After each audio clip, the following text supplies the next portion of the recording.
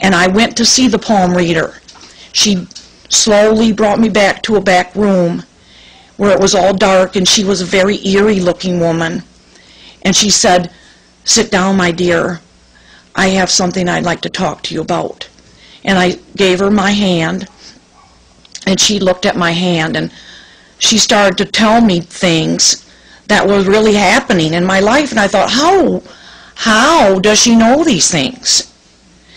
How does she know that I'm looking for a husband? How does she know I'm dating this certain man?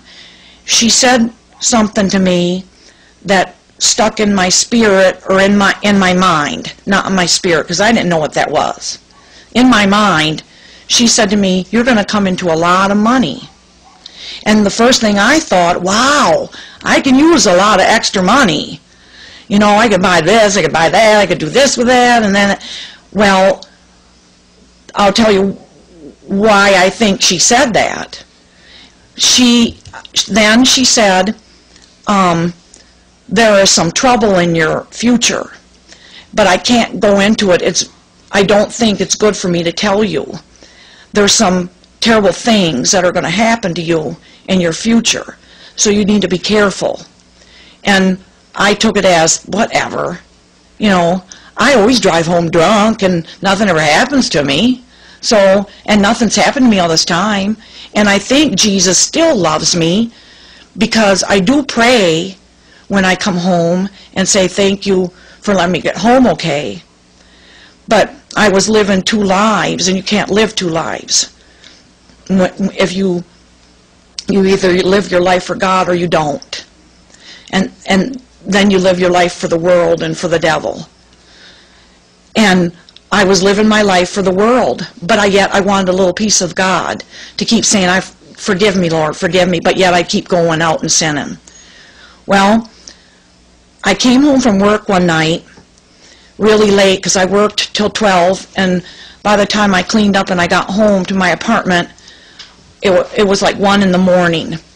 I did my usual routine, put all my tips away, went in and took a shower, came out of the shower and got into bed, because I had to be up again by 6:30 to go to another job.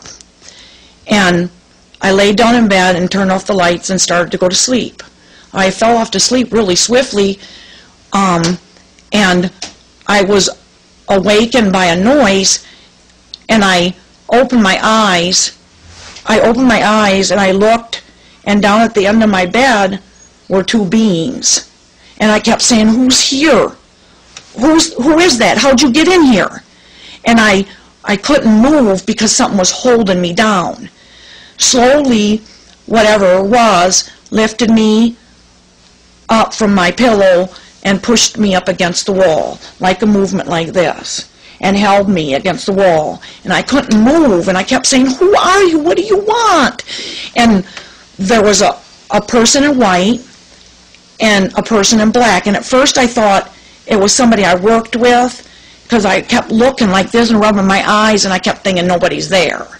Then the person in white kept going, this waving and smiling at me with the most serene smile and a happy face. But the other person was, I know to this day, it was death. It was death standing there, because I could see no face. It was just a black face, and I could even, it was so real that I could see the material of him with his head down, going like this, shaking his head. And he kept shaking his head like this, and the angel kept, or the person in white kept waving and smiling. And then, just like that, I was laying back down, and they were gone. And I got out of my bed, and I turned on the lights, and I said, whoa, this is weird. I checked my window, I checked my doors, and nothing was there. I thought, this is really strange. And I thought, I'm overly tired, I'm working too much. So I took it kind of to heart, because it kind of made me nervous and scared. And then I thought about that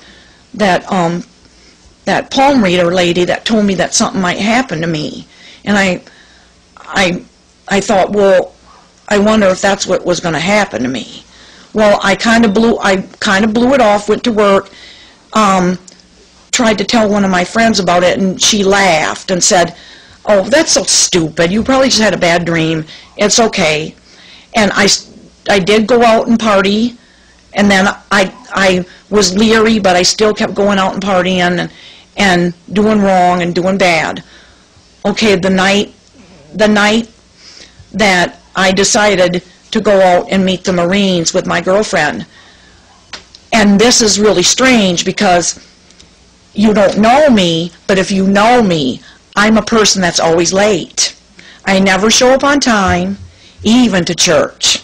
I'm always a few minutes late, getting into church even. So I was always late when I went to pick up my girlfriend. But this night, for some odd reason, I was on time, but a little early than on time.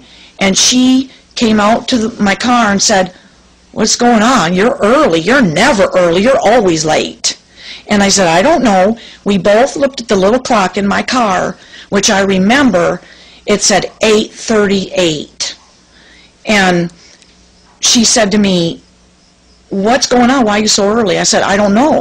Well, she brought a bottle of rum in the car and a 6-pack of beer, because we usually would drink rum and then drink at least 3 beers apiece before we went to a club. We decided to go over to Dunkin' Donuts and each get a Diet Coke because we wanted to pour rum into our Diet Cokes. And usually I have a lot of rum poured into my Diet Coke because I liked it a lot. But for some reason that night, I told her I just want a little bit in my Diet Coke, and she said, "Why? You always drink more than me." And I said, "I don't know, I just feel like I should only have a little bit tonight because I'm driving."